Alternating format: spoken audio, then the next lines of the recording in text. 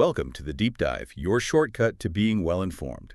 Have you ever felt that constant search for truly unstoppable opportunities? Yeah. Especially in the stock market. Oh, yeah. It's always the goal, isn't it? Finding those companies set for real long-term growth. Exactly. That elusive curated list, the ones that could, really reshape things. Well, that's pretty much what we're diving into today. We're looking at a recent analysis from the Motley Fool. This is dated August 15th, 2025. Okay. And it really zeroes in on what they're calling these unstoppable growth stocks. So, yeah, the goal is really to give you the clearest picture of these key players, why they matter strategically right now. Got it. So the mission today, unpack these 10 titans, explain why the source picks 5 as top long-term buys. Right. Look at their roles in AI and cloud, and tackle those sometimes scary valuations. Exactly. By the end, you should have a solid grasp of the current heavyweights and, where the growth is supposedly headed. Okay, let's set the stage then. We hear a lot about the Magnificent Seven, but this analysis talks about the 10 titans. What's the difference? Why 10? Well, the article basically defines these 10 titans as the 10 largest growth-focused U.S. companies by market cap.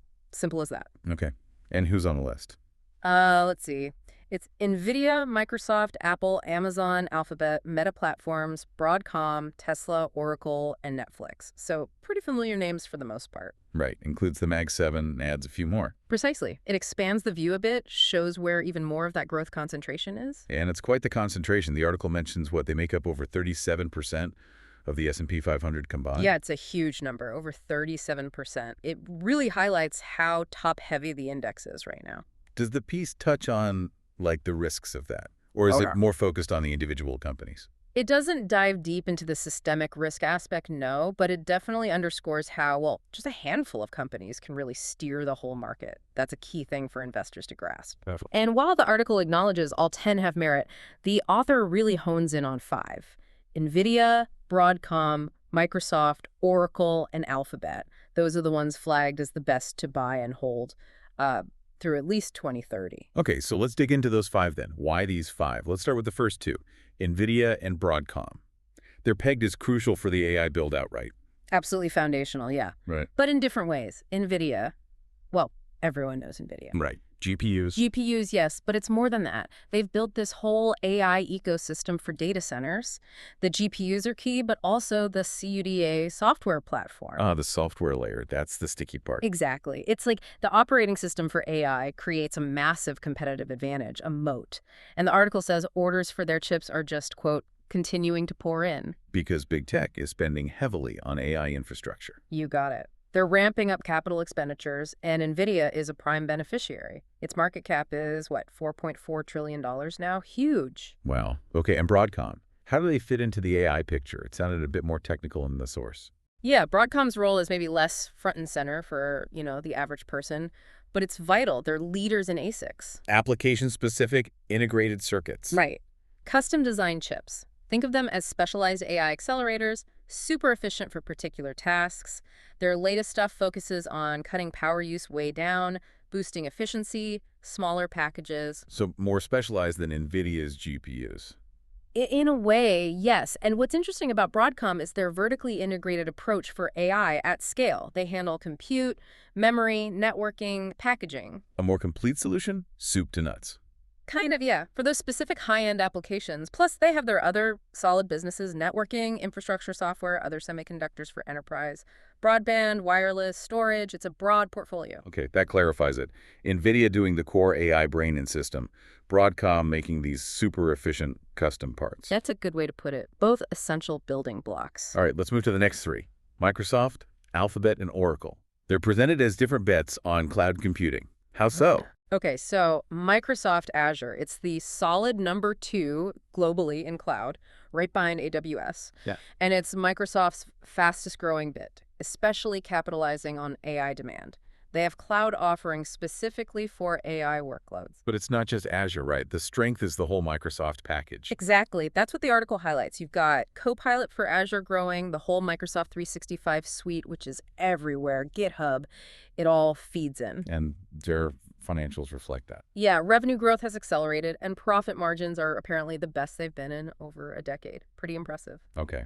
What about Alphabet and Google Cloud? Well, Google Cloud is smaller than Azure in market share, but it is growing fast and getting more profitable. But it's not the main profit driver for Alphabet. No, not like Search and YouTube are. Those are still the giants for Alphabet's bottom line. So the cloud story is maybe less central to the overall Alphabet investment case compared to Microsoft. And there's that potential threat to search from things like ChatGPT. There is that narrative, yeah.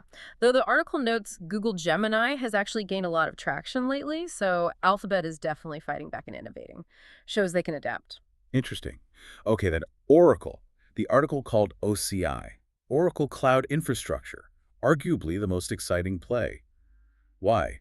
That seems like strong wording for Oracle. It does, but there's a reason. OCI leverages Oracle's huge existing database ecosystem. It's designed to work best with Oracle databases and applications, some services you just can't get elsewhere. So it's a walled garden, sort of? A bit, but here's the clever part. Oracle also partners with the big three AWS, Azure, Google Cloud. Partners. How? They combine Oracle's database services, which are industry standard in many places, with the infrastructure from the other cloud providers. Ah, so they win either way, if customers use OCI directly or if they use Oracle databases on AWS or Azure. Exactly.